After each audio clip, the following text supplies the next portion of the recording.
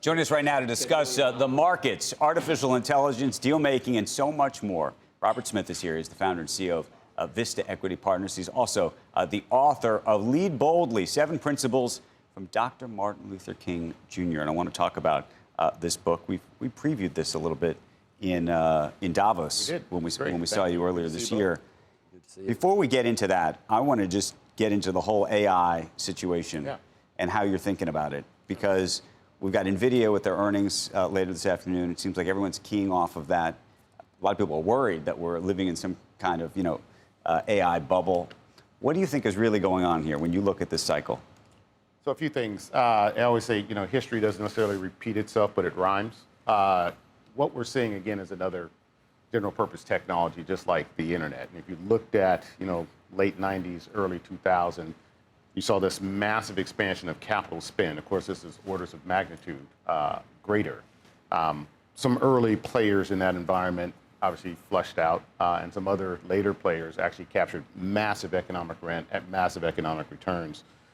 In this environment today, the interesting thing about it is this new technology has a chance to really transform every industry globally. The compute dynamics require a massive amount of power.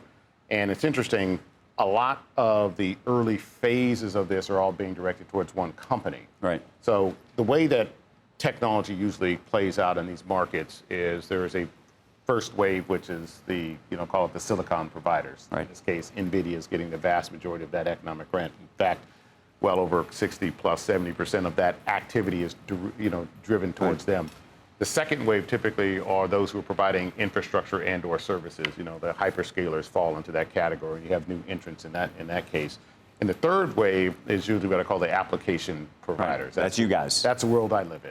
Right. And so we're now starting to see, as we've launched our agentic factory, number of our companies starting to install these systems. So with all that said, when you start to unpack the math around this thing, what it says is you actually have to now start diversifying and cutting call it the cost of compute, because is that sustainable? You take some of the words that Sam is talking about, where he's going, he's saying, all right, over the next 10 years, I need 50 gigawatts of power. Right. And it's about $60 billion to make that, per gigawatt. And so you do the math, that's $3 trillion of investments that you need. Long term, I think you're going to see some really interesting returns on those sort of investments. But short term, that is not necessarily sustainable when you take OpenAI, multiply that times Gemini, multiply that times, all right, every one of those. So but if it's not sustainable, then what's the investor supposed to think? So what is now happening is now you see the efficiencies of ecosystems start to play, right? So now you see people moving towards what are more efficient ways to drive this compute. Now you're seeing the AMDs and the Broadcoms now becoming beneficiaries of that, because they've got to bring that cost down. They got to bring that $60 billion per gigawatt down to something closer to 20 or 15 or whatever it might be. So there's efficiencies in hardware that's going to need to happen. There's going to have to be efficiencies in utilization of the software, CUDA systems, all those sort of things. You have to see efficiencies of the utilization at the edge. Do you actually need that level of compute for all applications? And in the enterprise, you actually don't, is what we're finding. So those are the dynamics that are going to What about the economics? Because you live in the private equity world, which includes debt. You lever some of your investments. That's what you do. Right. One of the things that we're seeing right now is both some of the big hyperscalers and others, including Oracle and others, are taking out loans for the first time, basically ever, to finance this stuff. Right. You got private credit vehicles and companies like Blue Owl that are on the hook for some of this. Yeah. People are wondering whether that all makes sense. And then we're seeing these deals that some people are describing as circular, where you'll see Microsoft, for example, invest in Anthropic, and Anthropic is going to then turn around and run its business through Azure. Right. Is this a red flag to you? Is this normal course of business? Is this what? Yeah, again, these ecosystems are evolving, and the efficacy of them, the amount of power required for the compute, for ultimately what will be the inference, not only the foundational models, but the inference, infrastructure.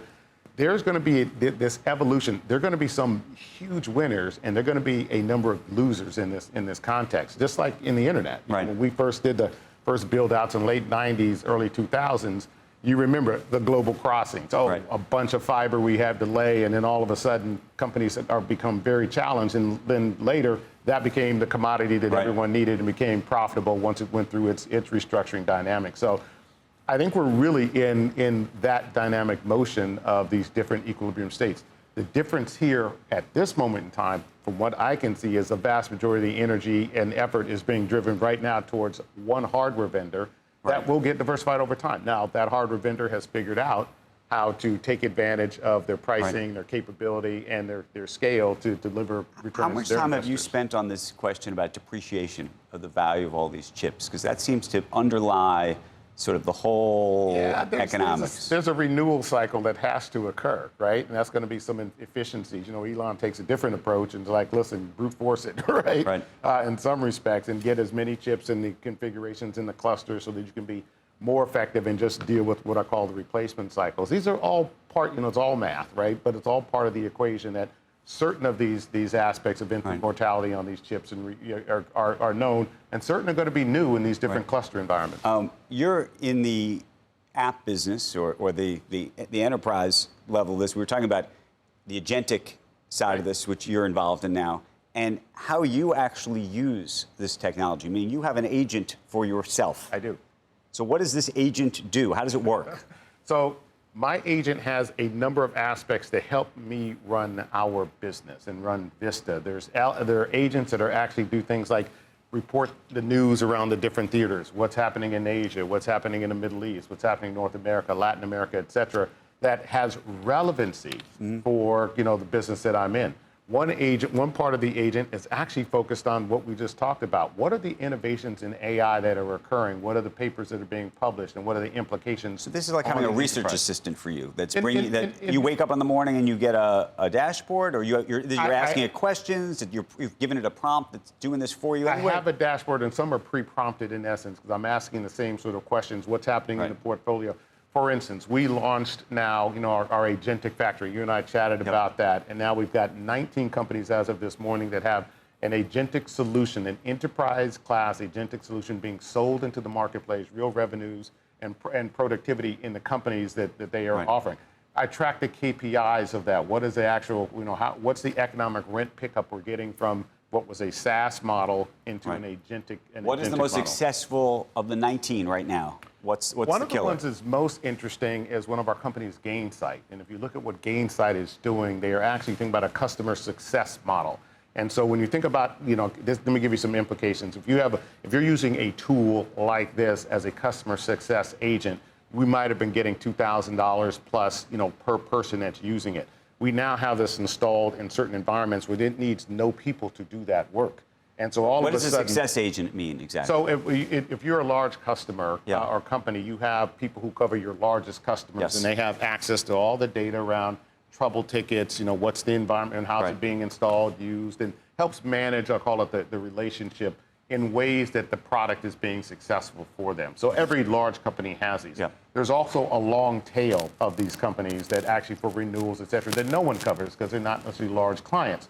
And so those so often are outsourced. We've been able to use this solution in an outsourced environment that now you no longer need anyone to do that work. So the implications are 20x, 30x productivity from using an agentic solution installed versus having a outsourced infrastructure. We got to get you an agentic solution, Joe Kernan. I want one, but I want to call him Q. And you took that? I did take it. How did you? That was a James Bond. You just go take it. Was that available? No, it's a letter. It's a letter in the alphabet. That's what I used. So you have this new book. You can ask questions from Q. Yeah, absolutely. Yeah. That's the best letter. You took the best letter. Of course I did. Well, I'm an early adapter, so first mover advantage is the key. He's also an author. I think you wrote the book without any agentic help. Correct. Are you going to put this book, by the way, into some kind of? Would you want a large language model to be able to read this book so that people can then ask the book questions? I will, because what this really is doing is taking the words. So the King Center asked me to do this. And it's taking the words of Dr. Martin Luther King and helping this new generation understand the relevancy, the importance of it. So it should be widely distributed. It should be part of what I call the American psyche. It should be part of the world psyche about how do we lead forward so that we have more inclusive, productive, prosperous societies, which is what we're all after. What's your favorite Martin Luther King line? When you think about the way that they characterized the March on Washington for Jobs and Freedom, okay, everyone loses the jobs part.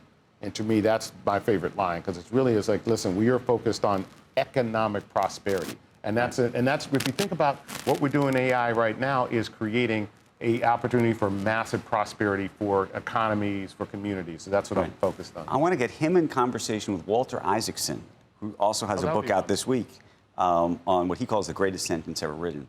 And because, by the way, Martin Luther King talks about that sentence as well. So you could get to, anyway, okay. Thank you so very much. Congratulations on the book. This was great to see you. Yeah, appreciate it. Thanks.